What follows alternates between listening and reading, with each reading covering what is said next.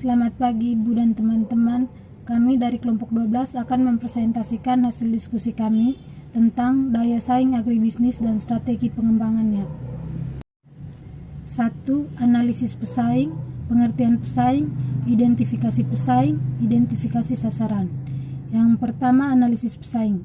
Analisis pesaing adalah suatu cara atau metode usaha untuk dapat memahami kesempatan, ancaman, atau permasalahan dalam strategi yang bisa terjadi sebagai akibat dari pergantian persaingan potensial yang ada serta kemampuan dan kelemahan pesaing. Yang berikut pengertian pesaing. Pesaing adalah perusahaan atau pengusaha yang memproduksi atau menjual barang atau jasa yang sama atau mirip dengan produk yang kita tawarkan kepada pelanggan. Selanjutnya, identifikasi pesaing. Identifikasi pesaing meliputi hal-hal berikut. Yang pertama, jenis produk yang ditawarkan. Yang kedua, melihat besarnya pasar yang dikuasai atau pasar berbagi pesaing. Yang ketiga, pengenalan peluang dan ancaman. Yang keempat, pengenalan keunggulan dan kelemahan. 2. Daya saing agribisnis dan perlindungan hukum, sumber daya alam, sumber daya manusia, teknologi, dan pengembangan agribisnis. Yang pertama, daya saing agribisnis. Daya saing agribisnis di Indonesia mengalami tantangan maupun peluang yang semakin nyata pada milenium ketiga, terutama setelah fenomena globalisasi nyaris menjadi keniscayaan dan batas-batas negara telah semakin kabur. Globalisasi ditandai oleh proses mobilitas sumber daya manusia, komoditas, dan jasa yang semakin tinggi persaingan antar pelaku di dalam negara, antar negara di dalam kawasan, dan antar kawasan di tingkat global juga semakin tinggi.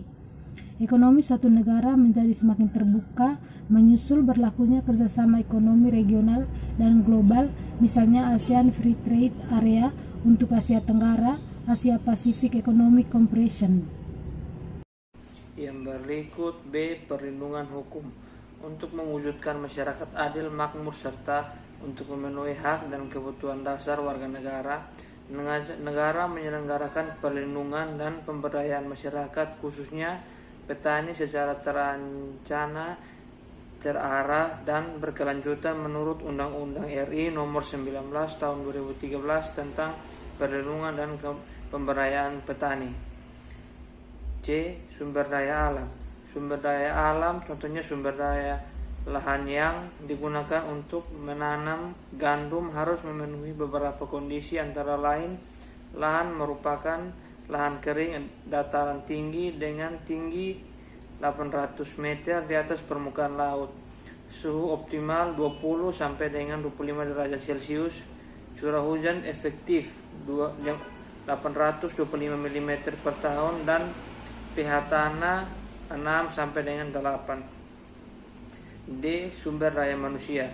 Sumber daya manusia sangat berpengaruh dalam agribisnis karena terbentuknya sebuah bisnis pertanian, peternakan, dan nelayan yang berkualitas ditentukan oleh sumber daya manusia.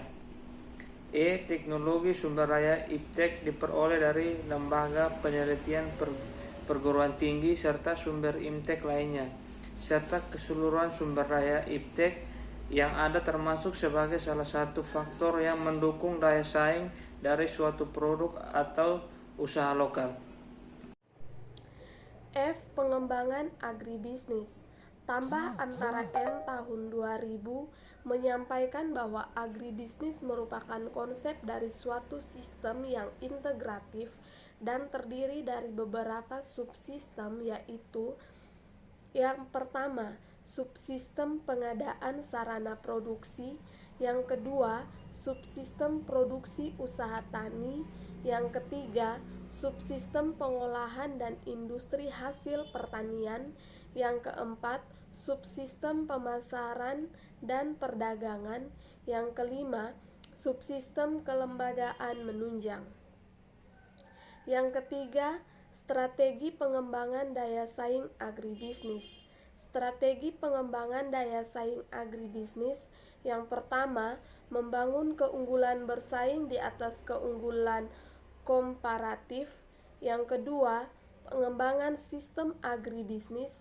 Yang ketiga, pengembangan strategi pemasaran. Yang keempat, pengembangan sumber daya manusia. Yang kelima, pengembangan infrastruktur agribisnis. Yang keenam, kebijakan terpadu pengembangan. A. Strategi dan reaksi pesaing. Tujuannya adalah untuk memaksimalkan laba jangka pendek, jangka panjang, dan beberapa bauran seperti pangsa pasar, arus kas, dan teknologi maupun layanan. B. Strategi menghadapi pesaing.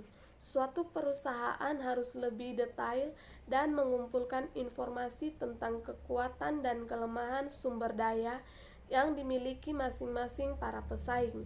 Kemudian setelah perusahaan mengidentifikasi pesaing utamanya dan strategi mereka, ia harus menanyakan apakah yang dicari masing-masing pesaing dalam pasar agribisnis, apa yang mendorong perilaku pesaing.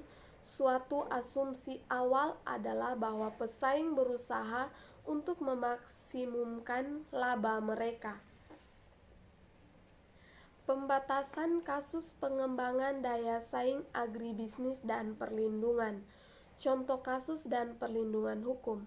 Masyarakat petani di pedesaan pada dasarnya berada pada posisi yang lemah baik secara ekonomi maupun dari aspek yuridis. Apabila di daerah lahan kritis, yaitu mengandalkan dari perairan tada hujan, karena mereka hanya akan produktif di bidang pertanian pada saat musim penghujan saja. Kondisi tersebut menjadikan posisi petani terjaminkan baik secara ekonomi maupun sosial. Oleh karena itu, perlu mendapat perlindungan hukum baik secara preventif maupun represif. Perlindungan hukum yang bersifat pencegahan dan perlindungan yang represif berfungsi untuk menyelesaikan apabila terjadi sengketa.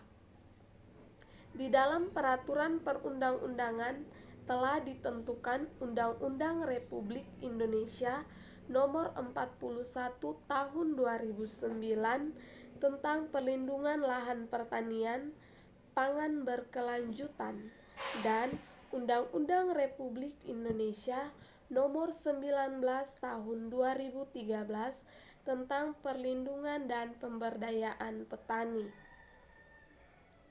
Namun dalam prakteknya, kondisi sosial ekonomi para petani rentan tersebut menjadikan ketidakberdayaan pada posisi tawar yang lemah, sehingga seringkali petani selalu kalah dan dipermainkan para tengkulak, pengepul, atau sarana pemilik modal untuk mendapatkan keuntungan usahanya. Indonesia sebagai negara hukum, maka hukum harus hadir untuk menolong yang lemah.